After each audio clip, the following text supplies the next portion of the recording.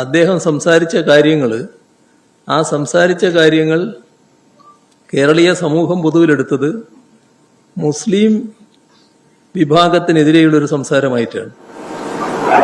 അതിനർത്ഥം മുമ്പെടുത്ത തീരുമാനങ്ങൾ പലതും തെറ്റായിരുന്നു. ആ തീരുമാനം എന്ന് പറയുമ്പോൾ വിഷ്വലായിട്ട് ആളുകളുടെ മുമ്പിലുള്ളത് താങ്കൾ അയ്യപ്പ സംഗമ സമയത്ത് ആ കാറിൽ കെട്ടിക്കൊണ്ടുവരുന്നതാണ് ഉണ്ട്. അപ്പൊ തീരുമാനം പാർട്ടി അതെടുത്ത് തെറ്റെന്ന് പറയുമ്പോൾ അതും തെറ്റ് എന്നാണ്.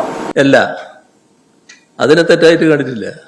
തെറ്റായിട്ട് കണ്ടത് ഈ അദ്ദേഹം സംസാരിച്ച കാര്യങ്ങൾ, ആ സംസാരിച്ച കാര്യങ്ങൾ കേരളീയ സമൂഹം പൊതുവിലെടുത്തത് മുസ്ലിം വിഭാഗത്തിനെതിരെയുള്ളൊരു സംസാരമായിട്ടാണ്. അതിനെക്കുറിച്ചുള്ള പ്രതികരണം പാർട്ടി സംസ്ഥാന കമ്മിറ്റി നടത്തിയിരുന്നു. ആ പ്രതികരണം അതിൻ്റെ ഗൗരവത്തിനനുസരിച്ചായില്ല എന്ന പൊതുവിമർശനം വന്നിരുന്നു. ആ വിമർശനം ഉൾക്കൊണ്ടുകൊണ്ടാണ് പാർട്ടി ഇപ്പോൾ തീരുമാനമെടുത്തത്. അതാണ് ഉണ്ടായത്.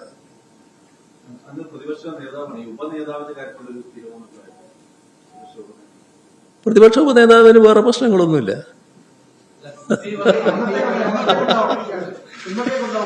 അതൊക്കെ അതിന്റെ വഴിക്ക് വന്നോളൂ. അതിനെപ്പറ്റി നിങ്ങൾ ആലോചിച്ചിട്ട് വിഷമിക്കണ്ട.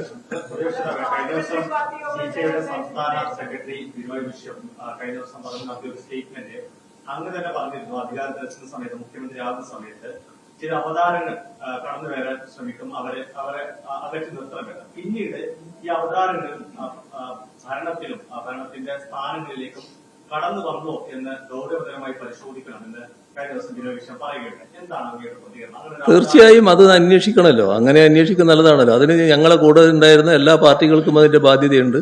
അദ്ദേഹം ആദ്യം ചെയ്യേണ്ടത് അദ്ദേഹത്തിന്റെ പാർട്ടിയുമായി ബന്ധപ്പെട്ട വകുപ്പുകളിൽ ഇങ്ങനെയുള്ള ഏതെങ്കിലും അവതാരങ്ങൾ കൂടെ ചുറ്റിപ്പറ്റി നടന്നിരുന്നോ എന്ന് അന്വേഷിക്കലാണ്. അതാണ് ആദ്യം നടത്തേണ്ടത്.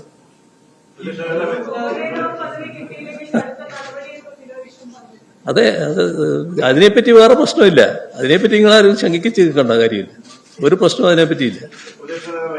അഞ്ചിന കേന്ദ്രീയ പറയുന്ന ഈ സൗജന്യ യാത്ര ഓർഡിനറി ബസ്സുകളിൽ മാത്രമാണ് നാളെ മുതൽ ആരംഭിക്കുകയാണ്. ഈ ബസ്സുകളെ സംബന്ധിച്ച് 3125 ബസ്സുകളാണ് ഓർഡിനറി എന്ന് കണക്ക് പറയുന്നത്. പക്ഷേ ജില്ലകളെടുത്തും അത്രയും ഓർഡിനറി ബസ്സുകളില്ല. ഇതെങ്ങനെയാണ് നമ്മൾ സൗദ്ദേശത്തോടെയാണ്, പ്രതീക്ഷയോടെ നോക്കുകയാണോ?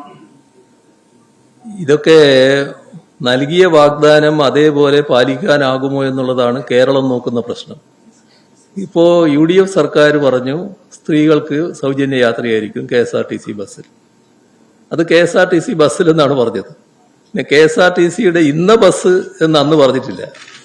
ഇപ്പോ ഫലത്തിൽ കേരളത്തിലെ പല പ്രദേശങ്ങളിലും അവിടെയുള്ള സ്ത്രീകൾക്ക് വേറെ വാഹനം പിടിച്ചു പോയി മറ്റു പ്രദേശങ്ങളിൽ പോയി കയറേണ്ടതായിട്ട് വരും സൗജന്യ യാത്ര വേണമെങ്കിൽ. കാരണം അവിടെ ഈ പറയുന്ന ബസ്സില്ല.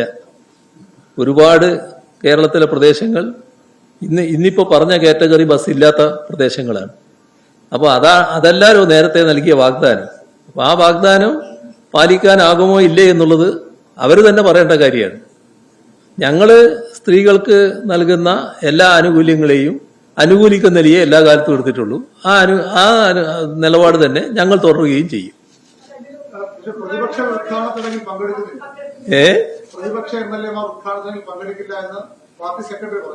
അല്ല, അത് ഉദ്ഘാടന ചടങ്ങിന്റെ കാര്യമല്ലേ.